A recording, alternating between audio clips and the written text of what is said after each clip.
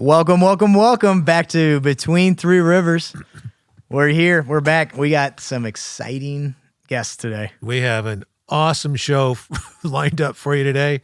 In fact, it's one that I am personally in awe of, and I can't wait for these guys to get involved here and start talking to us about their experiences. And I won't give it away at this point, but I'll let you do that. But it's going to be a great show. It is. I'm really excited. Yeah. It was a long time coming. We had to get all the dates set and everything. So yes, there were some logistics involved in this process. Right. Thank you for our viewers and our listeners for tagging along and watching. We've had some hits. We've had some plays. We actually set a record in viewership. We what was it? The first show over 100? Oh, we have like 100. Yeah. Over 100 viewers. Over 100 viewers. And we're very excited about that. So we're going to celebrate and drink some water today and really well, we party it up. We have 4 episodes, so we like to combine them all. So we're up to 300 views or something. So hey, that's pretty good. Well done. So well done. One thing we always do in the beginning of the show is have a little conversation with our team.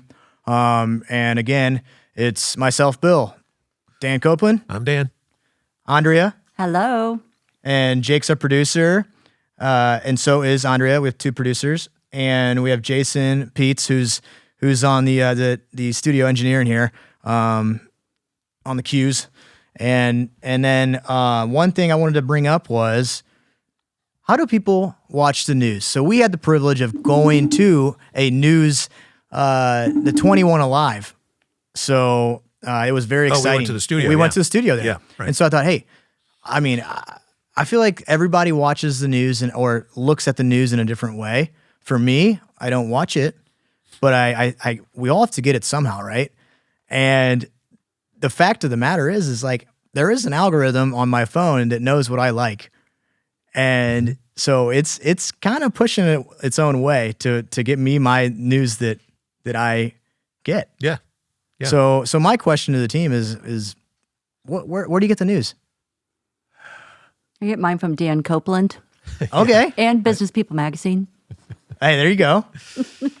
Yeah, I get it from all kinds of sources. I am a news junkie. Okay, there you go. Yeah, and so I don't watch television news, but I do see news on my computer, on my phone, and I'm constantly getting push notices about things that are going on from various news sources. And so I'll get my information through those. No, that's good. And what is news to you? Because that part of it's interesting to me. We were at, like I said, 21 Alive, and we were walking through the studio, which was really cool. But there was puppies on the TV, and I was thinking to myself, I was like, there is a man or female, I don't know, who just landed on the moon. And I'm like, what?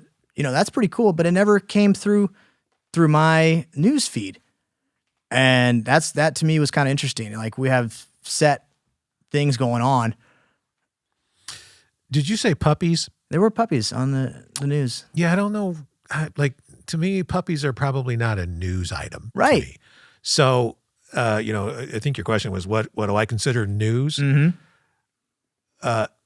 Anything in the music world that's happening, I find really interesting. And that, for that matter, even current affairs like government affairs, various things that our federal government is up to, what kind of stunt they're going to pull next, and, right? That kind of stuff. I pay attention to all those things, and Andrea probably will tell you that sometimes I'll come up with the craziest things. Did you hear about this or that? And she's like, what?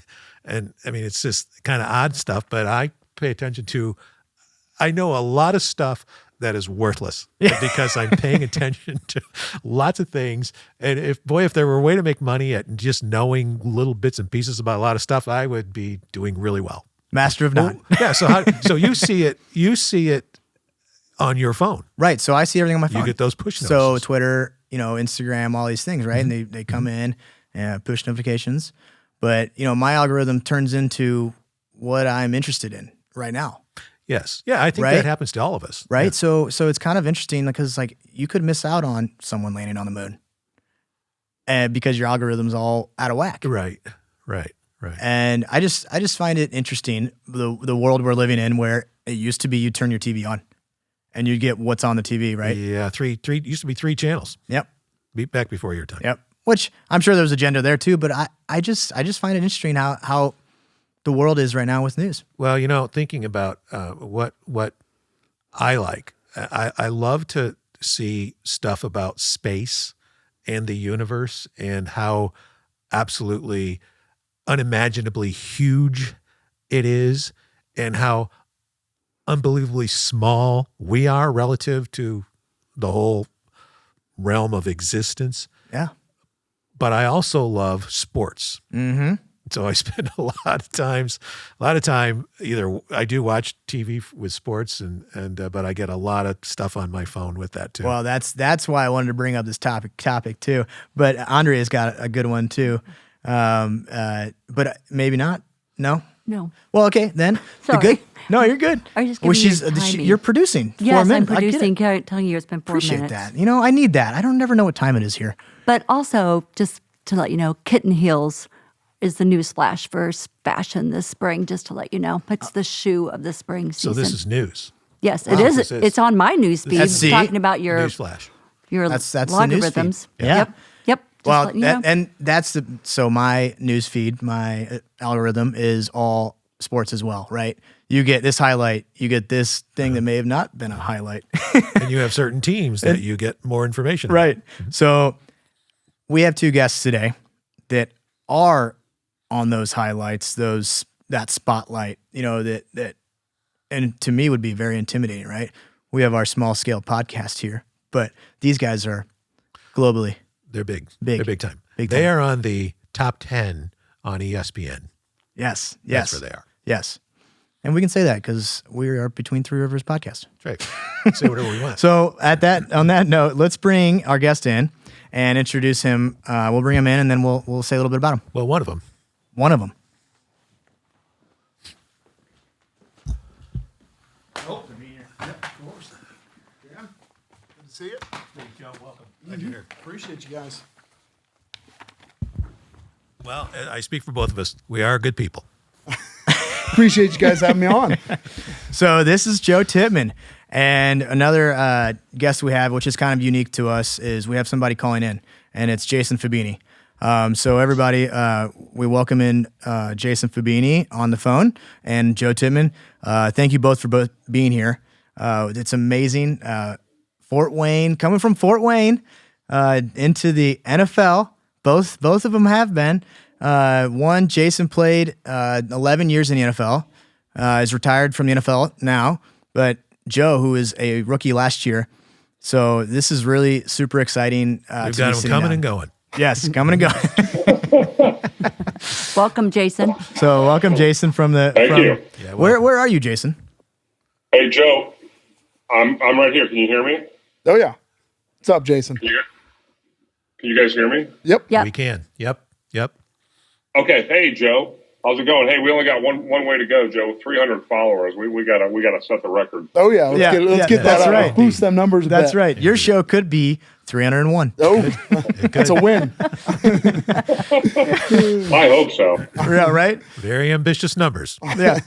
No, but seriously, Jason, where are you? Where are you right now? I know you're going to try to make it here, but you're stuck somewhere. Yeah, no, I'm in Fort Myers Beach, and I actually come home tomorrow. So I There you just go. missed you guys, but I'd rather be here than there. Yeah, no, I don't. Stuck. I don't blame you. So how do you get your news? How do you get your news? I'm kind of curious. You're how old now, by the way? I'm 49, and I think you guys kind of hit it on the head. You kind of get it through your phone, and I like current events. I like food, though. I get a lot of food pictures on mine. I love to eat, and I love to cook. And so, I follow current events. I follow, obviously, a lot of sports. I get that a lot of if you look at my phone, it's really like current events, food, and sports. Yeah, Jason, I read somewhere that you like to cook. What's your go-to meal? I love Italian. I like pasta. I like making my own meatball sauce. I love the grill and the green egg, which I do a lot of. I like the smoke. I like about everything. There's not. I've been eating a lot of fish here in Florida, and every time I come down here, I try to try new restaurants. So I've tried 4 new restaurants this time I've been down here, which is awesome, just to get different food. And I love food. That's How much amazing. you want to It's eat? hard though to love food because I'm trying to lose weight. but it's like a double-edged sword, I guess. Well, since you're blessed to be on this this awesome podcast, you got to make some. We'll come over and have some pasta with you then, huh? So you could actually be the chef for the show going forward. That would be great. I could be the in-house kitchen. All right, so Without a Joe, how do you get your news? How old are you, by the way, now? I am 22. 22. So I mean, strictly pretty much Twitter. Yeah. I don't watch the news. Like, I guess TV. I don't watch television news. And pretty much my entire news that I get is football. I don't, like, not even really other sports. Like, I've never been one to, like, really watch anything other than football. So it's pretty much I get, like right now my whole feed is full of free agency and guys getting dropped, guys getting picked up. Yeah. So that's pretty much all I got. Wow. Yeah. And that's interesting to you because it's I was going to say it's a wild day for that today. If you guys have been watching, me too, Joe, on my phone, I've been getting crazy. All the guys signing, the guys going to different teams, and it's an exciting time for football right now. Give fans something. Without football on Sundays, it kind of, to me, it's like sports dies a little bit, and you got some other sports, but it's weird that first Sunday after the Super Bowl. It brings it all right back into. So it never ends now. It never ends. People are just keep getting moving around. Chess play. So, Joe, you may not be aware, but the Beatles broke up. Did you know about that? I'm assuming. I think I did. Okay. I know it's pretty much sports related, so I just want to make sure you got some of that other stuff in there. Yep, appreciate it. Need those tidbits. Well, and so like you have your rookie season, Joe, and how does that work? Like, do you go back and say, "Hey, I got my second year," or is there a contract?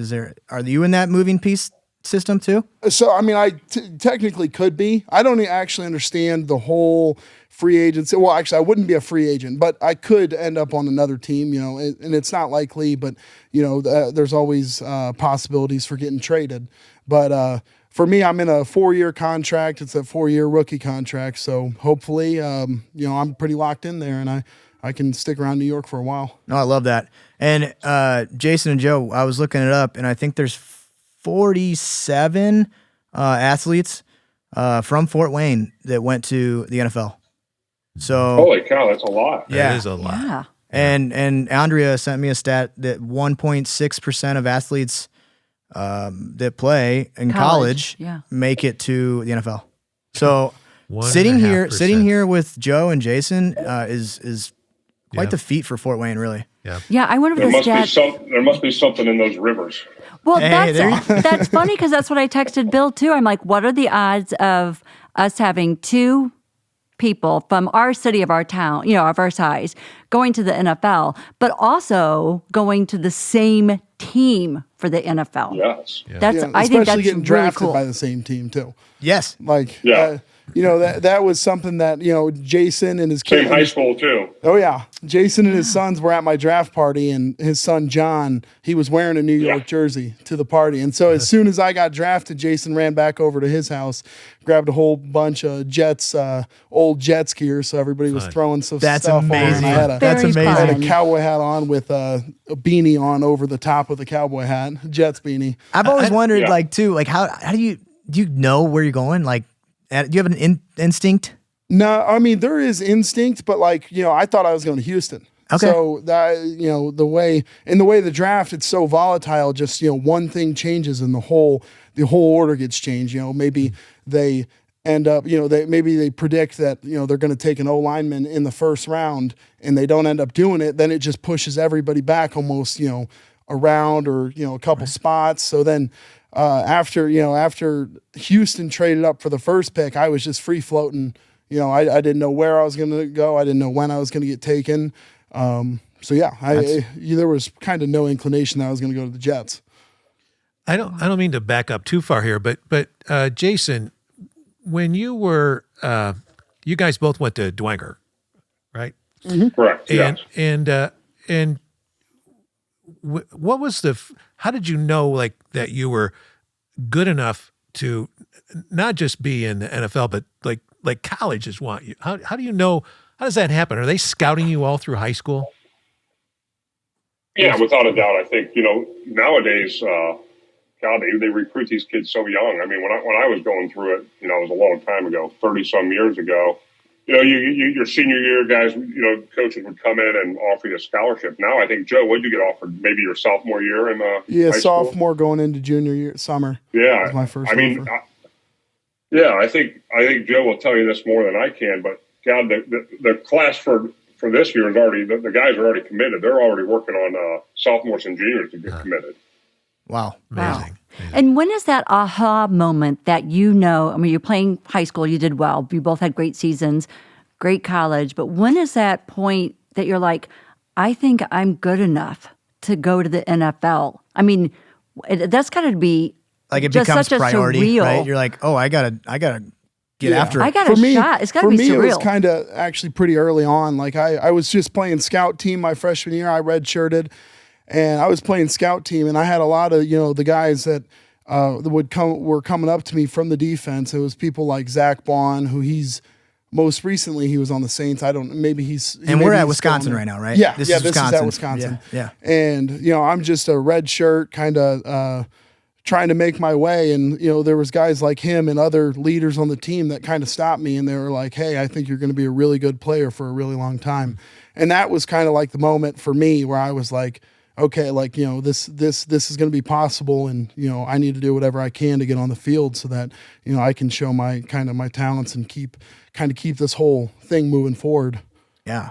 And, we talk about news feeds and everything like that, but it was so cool to turn the TV on and see Joe Tippmann out there playing against these big teams, right? You're like you're looking for the number, you're looking for these things. And the way I know Joe is from working out, and we went to the same high school, Dwyer and everything, but there was a moment where we were working out together, which I was like, this is pretty cool, because he was getting ready to go to Wisconsin, training for the combine and stuff like that.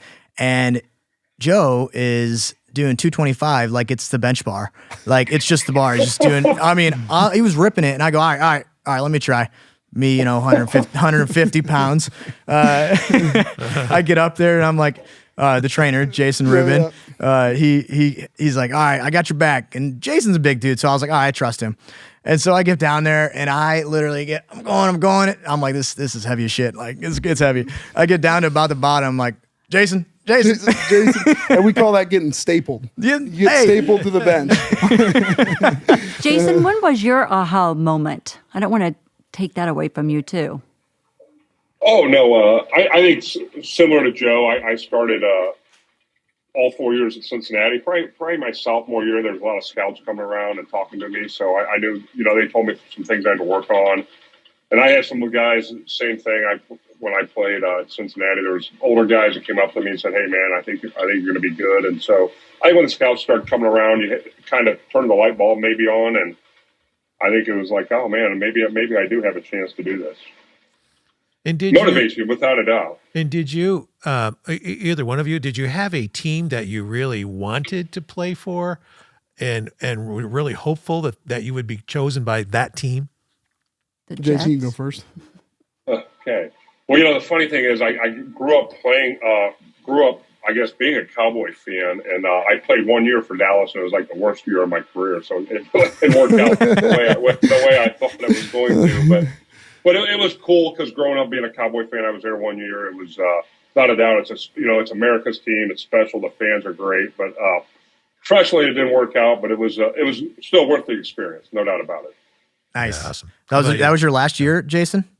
Was that your? No, that was I played my last 2 years with the Redskins. I was in between the Jets and the Redskins. I had a 1 year where I was with Dallas. Are we allowed to say that? Redskins? Are we allowed to say that? Yeah. Is that PC, Jason? Well, are we? I think we can. Are we? No, but it was the year. It was the year when Romo dropped the snap in the playoffs in Seattle. Oh wow! In 06. Yeah, wow. we were a talented team too. We had Terrell Owens, Terry Glenn, Julius Jones, Jason Witten. We had a good team. Oh wow, that is a really good team.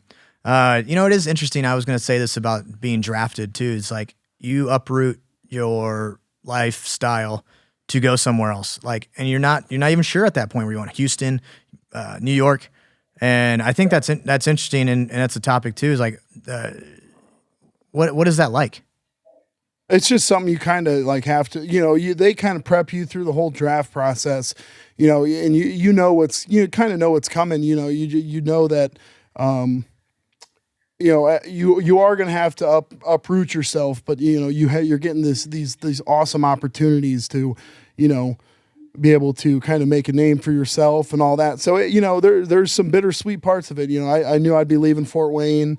But I already had to do that kind of, going to Wisconsin. It was, it was only 5 hours away, but, as a freshman in college without a car, it seems like, a world away. So I don't know, I kind of got that used to that part. And then, you're going to be with a whole group of guys that are in the same situation as you. I think I came in with maybe 19 other rookies, drafted and undrafted, and quickly I made great relationships with those guys. And then, there was guys, older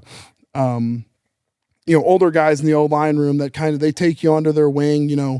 At the end of the day, everybody wants the same thing. Sometimes it can be kind of, a different environment, a kind of, I want this spot, you want this spot environment. But at the end of the day, everybody was, kind of there for the same reason. And that's, to win games, win championships. Right. So, people are there to help you along. And then like Jason's friend, Jason played with Dave Zott. He's our player development guy.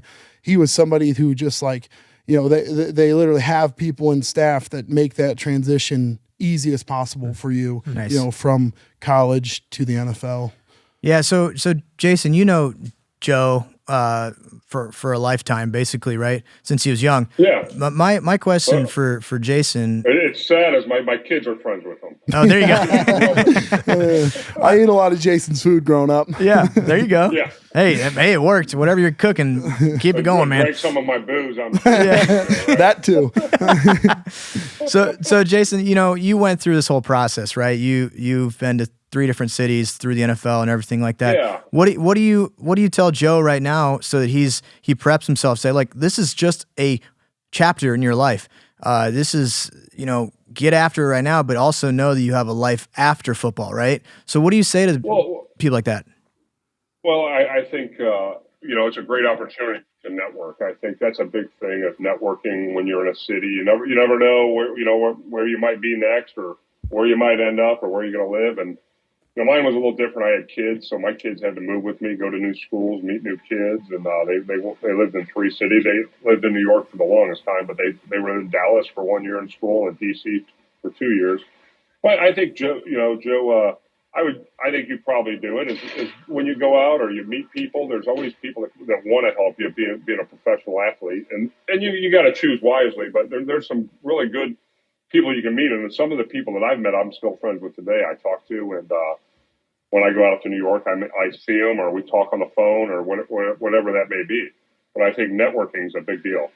That's a good point. Yeah, I mean, I exactly to what he's saying. You meet a lot of people that are like, they want to help you, and then they're excited to work with you, and that's what kind of makes it fun, and that's how you kind of get these great relationships with people, and it happens anywhere. It can be at a bar in New Jersey or in the city, like just meeting people and just kind of being just having a friendly and I think it personality opens doors, helps. Joe, too. What was that, Jason? I think it opens doors. If you need something, you're a call away. Hey, man, I want tickets to the Ranger game, or whatever it may be. I want to go see a play, or so it's pretty much kind of the same as any I want to go eat. profession. I want reservations in this restaurant that's impossible to get into. Right? Hey, Jason, I'd like to ask both of you guys this question. What was the biggest surprise once you were selected and were on? The Jets was your first team, right, Jason?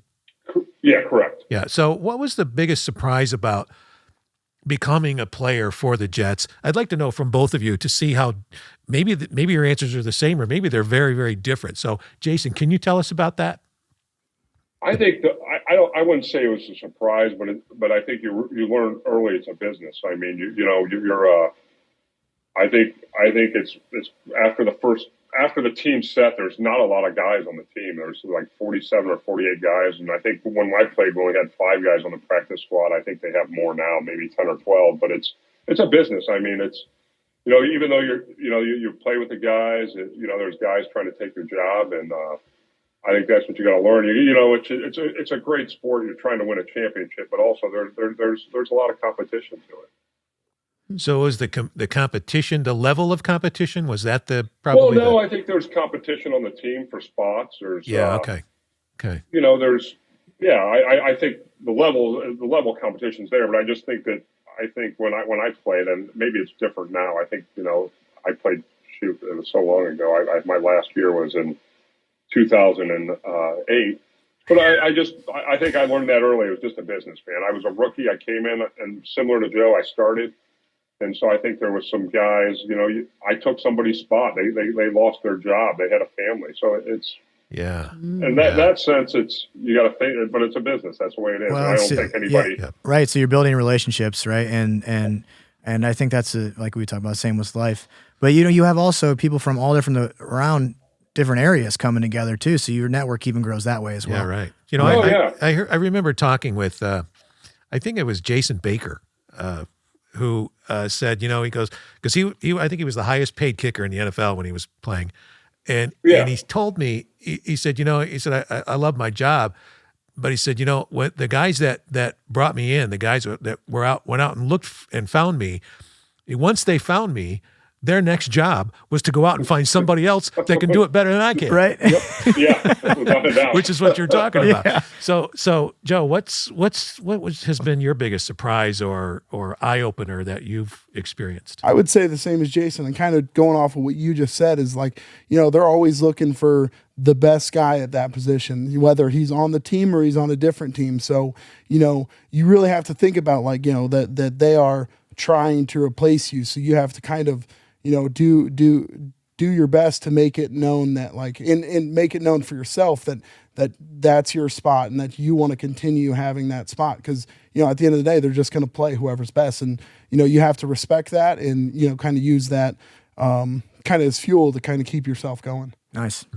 Yeah.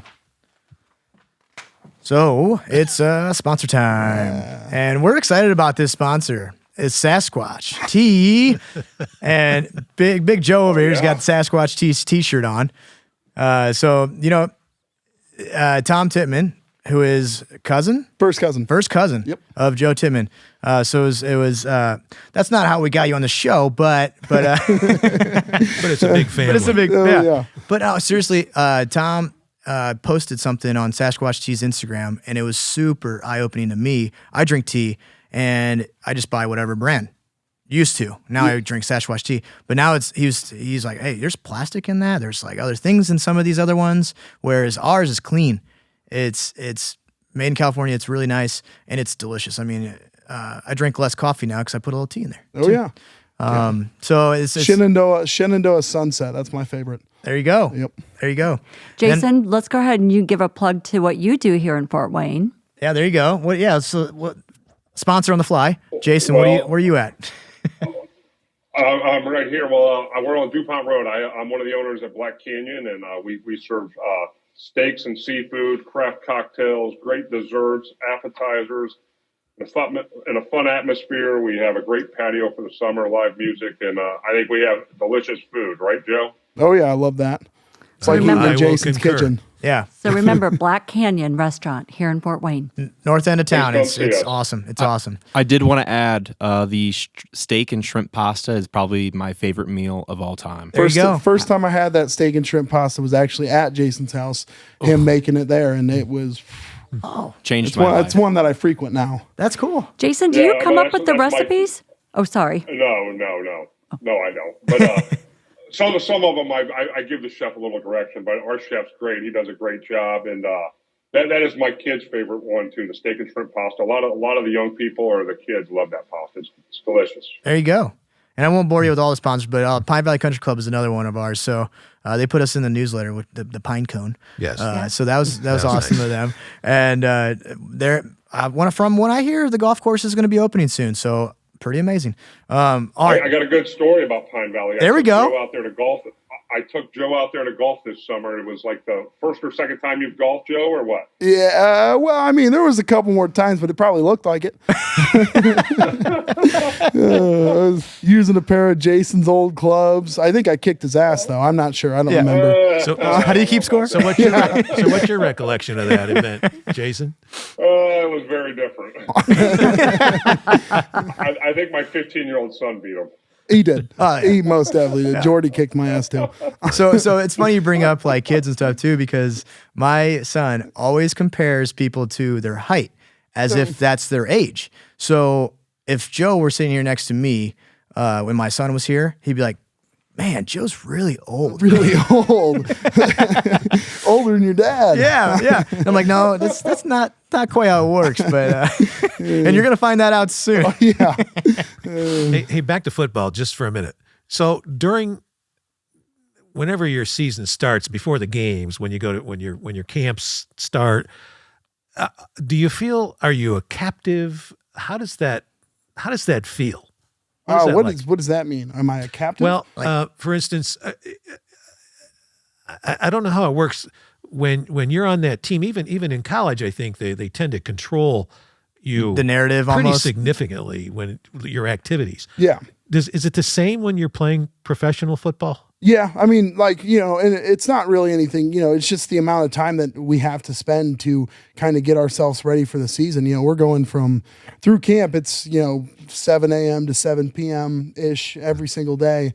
And, they do a good job of, kind of getting you in a routine, keeping the same schedule so that, it's kind of just, you wake up, you do the same thing, you wake up, you do the same thing, and then, you get your off days and stuff. But, yeah, they keep you around the building, but it's nothing, they're not doing it just to keep you there. And, if they do, the kind of the older guys kind of point it out and are kind of able to, I guess redirect it and kind of fix the schedule. But, yeah, they definitely, you gotta, it's a level of commitment of, amount of time you're going to be there, and they make it easy. We stay in a hotel, so we're staying in a hotel that's less than a mile from our facilities. So you just kind of wake up and drive in. All the rest of the guys are doing it too, except if you're over 30. If you're over 30, you're allowed to stay at your place. Interesting. Your own place. Well, I would say you got to trust the process, right? Yeah, yeah. And then do they feed you?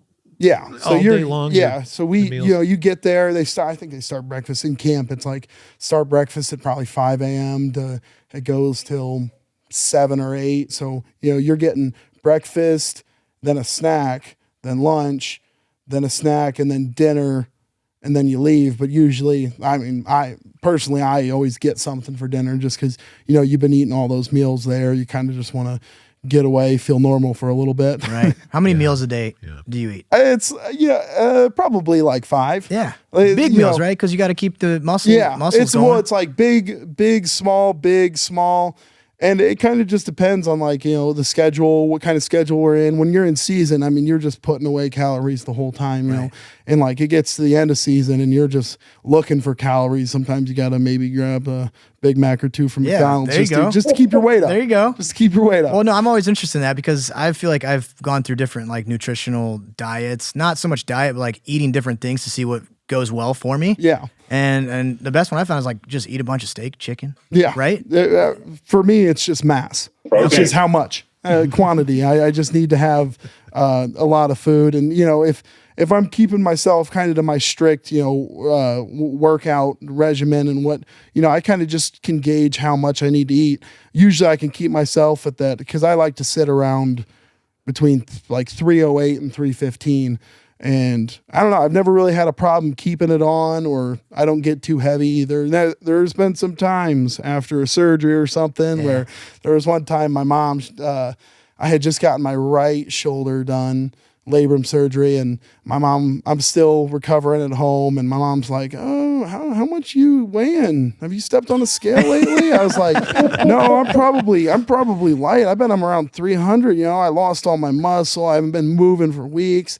I went and got on the scale. It said 335. I was like, "Oh shit!" I stripped down layers, took my sling off. I was trying to get that. I came back out there. I was like, "Yeah, is there any salad in here?" Yeah, right. That's amazing. But that was the heaviest I ever got. Hey, Jason, any tips on food? I know you got the food down, right? What you got? Well, I was similar. I played between 310, 315, and I really never had a problem gaining. My weight was just there. I kind of ate what I wanted, and I didn't have a problem losing or gaining. Like Joe said, maybe if I had a surgery, sometimes if I had a surgery, I might lose a little weight.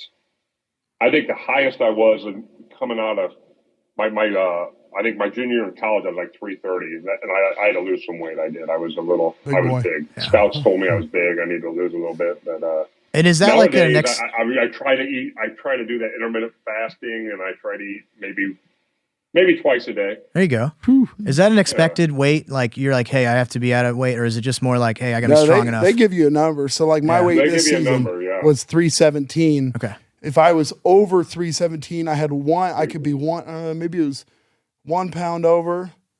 Nothing. Fine, right? 2 pounds over. I think $600 or $700 fine. Oh, yeah. And that goes every day until you get that back below that number. So I'm glad they weigh in every week, Joe. Yeah, every Wednesday. I think. Yeah. And it's rough. There's guys that are 2 days before weigh-in start sitting in the saunas and because they're just getting money. Or paying money. They're like, oh, I got to pay. Oh, yeah. Right? They might just have to shell it out. Yeah. It almost looks like they'd have two buffet lines, one weight on this side and another weight on this side. That's what you can eat. Yeah.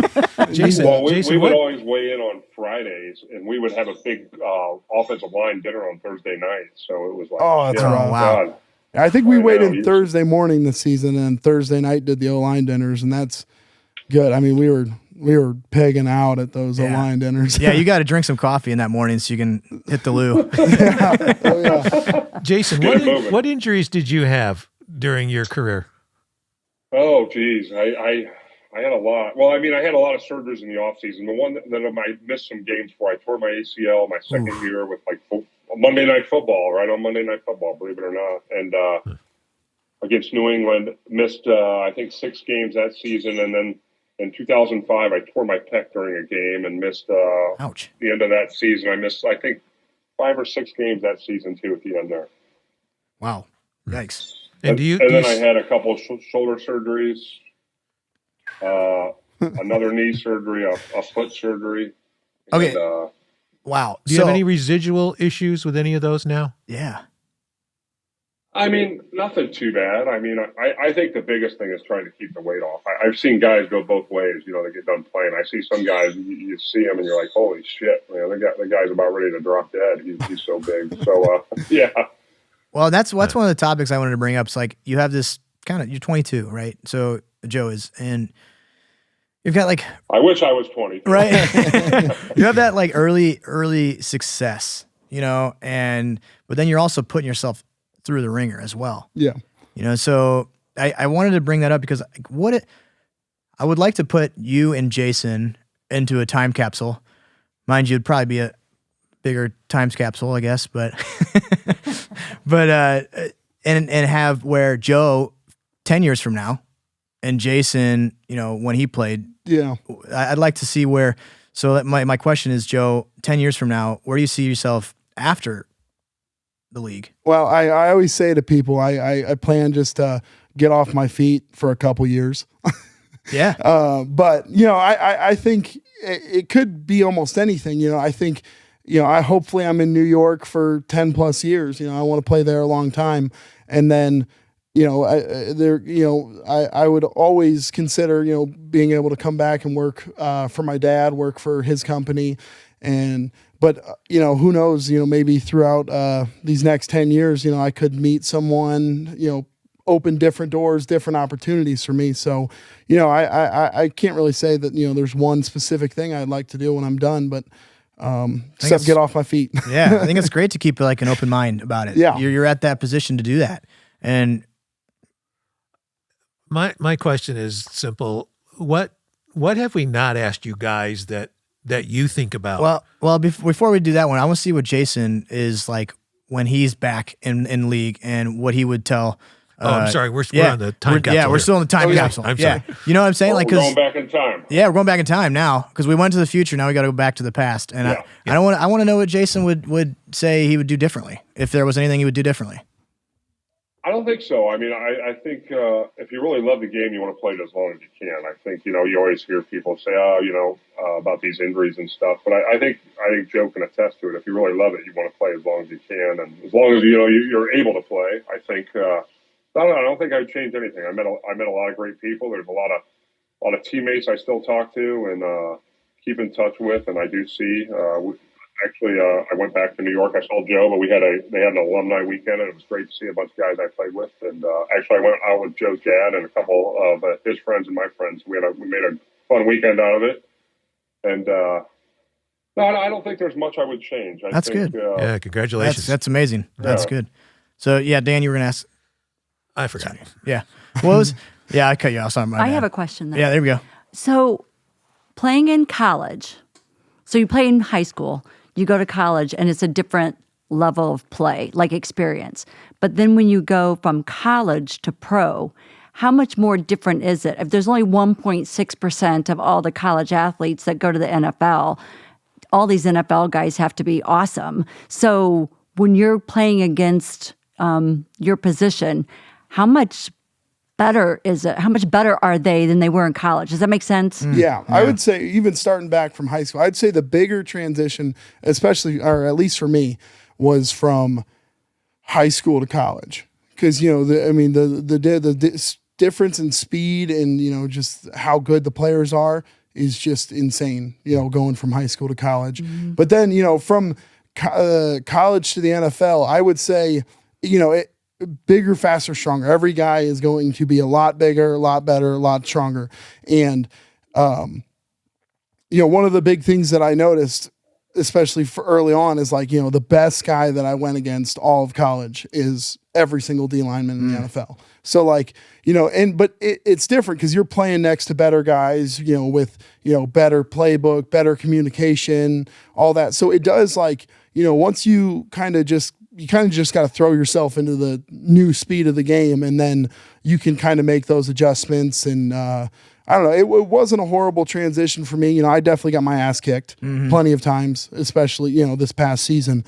But I think that big jump is the jump from high school to college. And I think that's kind of where a lot of people fall off is, they're not expecting that. And thankfully, I had Jason all through, he helped me through my entire recruiting. He was able to talk to coaches for me, people that he played with, people that he, maybe was, coached by, or they were interning when he was playing. But, it was just so surprising. I would get contacted by a team. I'd text Jason. He'd be like, yep, I know the, quality control guy over there. So, but he did an awesome job, kind of preparing me for college, telling me like, you want to come in humble. You don't want to come in with, people, you're the best player in your state or whatever. You're coming from that and that's like, something that they definitely try and do right when you get to college is humble you, bring you back down. And I think I came in humble. I came in saying, like they asked, like, what's your plans? I'm like, I'm going to go, I'm going to play, I'm going to red shirt. I'm going to play on the scout team. I'm going to set myself up for a good career.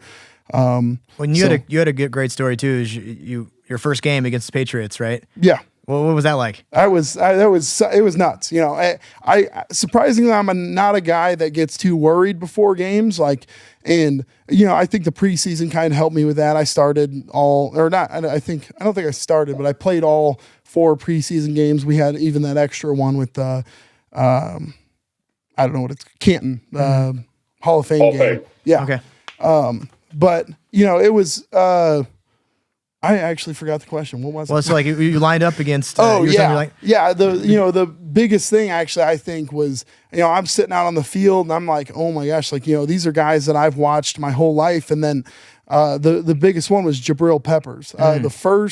My first college game I ever went to was a Michigan game. I think maybe freshman year of high school, sophomore year maybe, and I remember watching him playing out there, and he was nuts back in college, and then going out there, and next thing you know, I see him, he's at safety playing for the Patriots, and I'm going against him, and that was it wasn't like anything crazy, but I was like, just like, holy shit, these are guys that I watched, get drafted, I've watched, when I was younger, I was watching YouTube highlights of these guys. I was watching, them all throughout college and all that stuff. Yeah. So that was something that kind of was just like, holy shit. And then the first game that I actually played in was the Cowboys game. So I'm seeing people like, Zach Martin out on the field. I'm seeing Dak, Right. Zeke was with the Patriots but I just saw him out on the field. So that was kind of just like, holy shit. And then after that, it's just like, you kind of, once you actually play a snap, you realize, these are just the same, they're amazing players, but they're just other football players. Just a bunch of guys. Yeah, bunch of guys. Playing a game. Yeah, a bunch of guys just still getting to play a kid's game. Yeah, no, I love it. Yeah, I love very it. fun. My question was, what have we not asked you guys, Jason, Joe? What have we not asked you guys that is on your mind that you think about and that you feel is important to share with us? Jason, you can go ahead. Yeah, Jason. I knew Joe was going to Got out. God, I don't know what's on my mind that I didn't get asked. It's I kind of. think go ahead. I was gonna say it's kind of like one of those things. Like we talk a lot here about community involvement and networking, like you guys are talking about, and we want to know like maybe what your opinion on things are right now. Or like downtown Fort Wayne. I think there you go. Maybe no, I think I love downtown Fort Wayne. What's happening to it? It's great to go to the restaurants down there. I think I'm going to actually eat tomorrow at the new place. What's it on the landing? Dana's. Yeah, Dana's. Yeah. Yeah, I'm excited. I'm going to tomorrow at 6, so I'm excited to try that. Like I said, I'm a foodie, but I think Mayor Henry's done a great job for the city and done a lot of. Got a lot of development. I mean, you look down there, it's crazy what's going on in the last 10 years. I think it started with Parkview Field getting down there. And I think I lived in New York and sort of, Joe lives in Jersey. And I think living in a city would be awesome to live downtown in any city. I think would be really exciting. I think Fort Wayne's given people a little taste of that. There you go.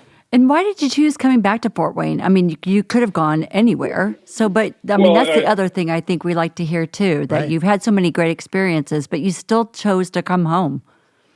Well, yeah, no, I did. It was, I guess I have 4 children and me and their mother were getting a divorce. So it just made sense. They're actually Joe's cousin. My ex-wife is Joe's dad's first cousin. So, okay. So I grew up with all Jason's kids. Yeah. So Joe's cousins with my kids, and so like second cousins, right, Joe, or something? Something like that, I think. Yeah. Yeah. So it just made sense that to come home. She wanted to come home, so I wanted to be with my kids. So it just made sense for us to come home. They had all their cousins here, and it was the best thing. It really was. It was fun living in all those cities, and I still visit. But I love Fort Wayne. I really do. It's been a home to my kids. It's a great place to live. It's affordable. Like I said, downtown's coming along, and there's a lot of great restaurants too, which I like to do. I like to eat. I like wine. We got some wineries coming up. We got the vineyard out there, Country Heritage 2 East. So I think Fort Wayne's exciting. I mean, it's hopefully I think the electric works they've done a great job, and hopefully we can attract young people to come work in the city. Right, and that's what we want. We want people to come back, right? We do. Just like you, Jason. Yeah, we want people to come back. Hopefully Joe comes back too, right? Yeah. Yeah. And it's not like that. I said that I had to come back. I think we wanted to come back, and right. And our kids wanted to. It was great for them to be around all their cousins, and they wanted to, and it just made sense. And I couldn't ask for anything better. It's like our biggest promotion for Fort Wayne, family. Family brings you back. Yeah, if family, but I think if you're a single person too, I think Fort Wayne's got a lot to offer. There's a lot of stuff to do. You go downtown in the summer, you got the ballpark, there's stuff going on. It seems like all the time this summer. You got Promenade Park, you got the boats going down there. I'll give a little shout out to Rum Runners. There you go. Rum Runners on the at the deck there, but I think it's a great place to live. I really do. We need to make a list of all those places and make sure that we get like some kickback for all those places. I heard someone. I remember who it was now, but somebody moved here from Atlanta, and they said that the festival season in the summer here rivals the festival season in the summer in Atlanta. Hey, I heard that. I heard You that heard that too. too? I did. Yeah, I don't know who told me that, but Yeah. maybe that was We'll on have the to, we'll show. have to go sometime. Maybe Could've we'll been have on our, the show. I'm not sure. our show on there. Joe, what are your thoughts along these lines? Anything come to your mind? I mean, other than I'm thinking about buying a house back here for like off season and stuff. So yeah, I'm a guy that loves Fort Wayne. Especially for me, I got so much family back here. I got I think 5 brothers and 5 brothers and 1 sister. So and I got a bunch of nieces and nephews. So the You must families. have a million cousins. Oh yeah. Oh yeah. man. Do you guys know how many cousins or family? That number? Yeah, there's no It number. changes We every had day. It changes every day. it changed every day. Yeah, we had a Tippmann family reunion a couple years back, and it's on YouTube. There was I think somewhere around 1,000 people. Whoa. That's amazing. And I don't know how far That's- we went back into the I guess how many cousins or whatever, but there was a lot of people, a lot of families there. You're gonna have to hire a doctor and do like an ancestry test of your own, the Tippmann ancestry test. You don't have to hire anybody. There's somebody in the family that There's got to be someone in there. Jake, our other producer, has a question from the sound room. There we go. Oh yeah, so playing football at Dwenger, there was obviously a lot of traditions, from taking your name tags off the football helmets at the end of training camp, burying them in the end zone, burning the leaves off the spirit tree, wearing the ashes at state. Was there any interesting traditions at either it be college or the NFL that you guys have went through that you wouldn't be in trouble for sharing with us today? Ooh. Yeah, I'd say Wisconsin, we had freshman haircuts. So that was also kind of something that they did, and it was all willingly. I willingly got my haircut. I'm not saying anything against Wisconsin or anything. Right. But yeah, they took a razor, went right down the middle of my head. And you then probably had hair like that, right? I didn't have a mullet, but Yeah. I did have Reverse longer mohawk. hair on top, and Yeah. then they took a razor and went across, and you had to keep it for a week. No hats, Oh, hats, my especially goodness. in public. And that was something I gladly went through.